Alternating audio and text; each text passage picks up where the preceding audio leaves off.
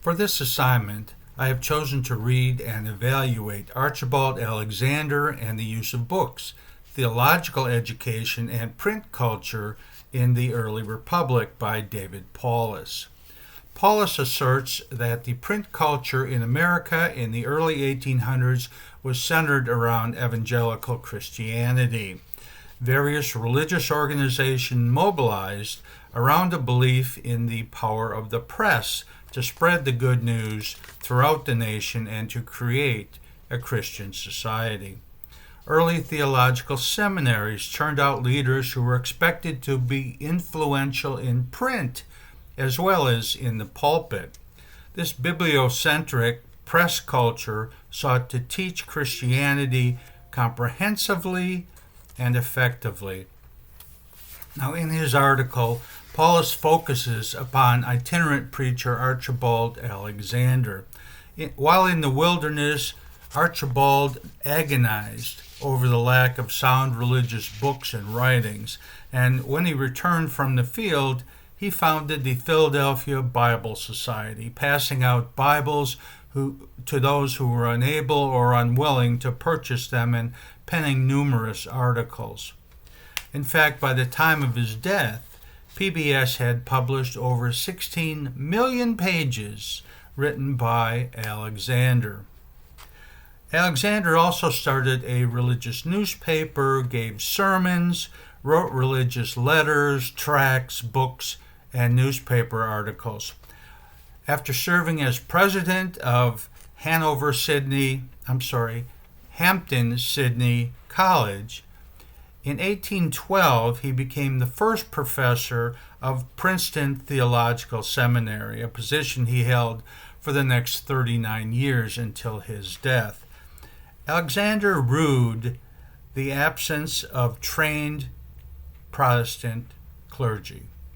Therefore, while at Princeton, he created a curriculum with an eye towards teaching his divinity students how to explain and defend the Bible. He also contributed to one of the nation's earliest theological quarterlies, the Princeton Review. In addition, he helped create Sunday schools to teach children how to read the Bible.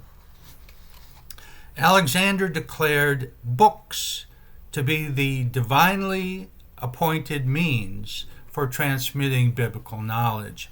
However, in addition to religious books, Alexander became deeply involved in providing religious tracts for the quote-unquote common reader to be distributed to the general populace by the American Tract Society. He claimed that a single well-written tract could be 1,000 times more effective than the preached word.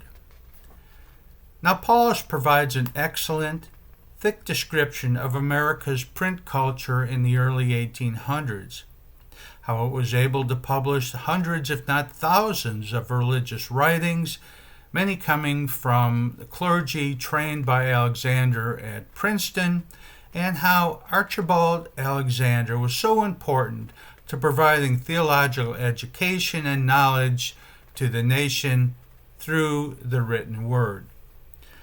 However, it is surprising that Paulus did not mention, even in a footnote, the effect that revival meetings and emotional preaching had on the spreading of the word in a timely and effective manner to the unchurched and illiterate. While Alexander's New England had an adult literacy rate, especially among white men, of over 95%, yet 1 in 5 Southern whites and 9 in 10 Southern Negroes did not know how to read. To tens of thousands of people, talk was more important than the indecipherable written word. Moreover, at this time, the United States was experiencing the Second Great Awakening, with hundreds of people being converted through oral presentations by Lyman Beecher, Charles Finney, and others.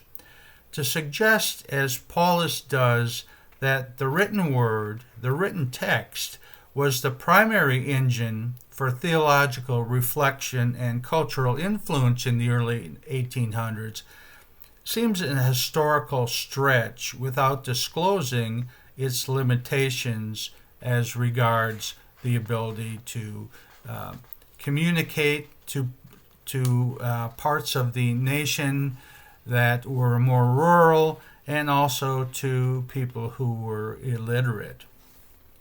Nevertheless, it seems evident that the printed word was influential in helping to spread the word in the 19th century, especially the early 19th century, even if it was not divinely appointed as the means for transmitting biblical knowledge. Now, other recent academic arguments supporting Paulus's contention that religious books, magazines, and tracts had a very significant impact on American society include Hazard 2020, who examines the effectiveness of tracts on the poor and the upper class and how disdain by the latter convinced Alexander to move from pamphlets to books. Mills 2018, who found that the Bible and religious tracts allowed missionaries to evangelize to the poor, to slaves, and to American Indians. Haveman 2015, who explores the rise of religious magazines during the early 1800s and their effect on American culture. Yoon 2012, who found that anti-slavery religious tracts turned the evangelical community against this peculiar institution, and that even Jonathan Edwards used religious tracts, written tracts, to advance his cause. Blosser 2010, who argued that sermons from the pulpit, when put in print via cheap religious tracts, influenced the way that Virginians saw the world.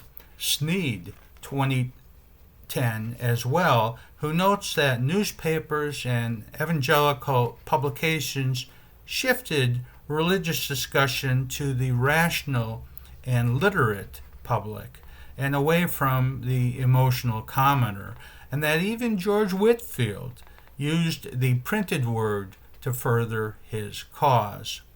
And finally, Nord 2010, who discusses how evangelists in the early 1800s used the printed word to publicize their cause.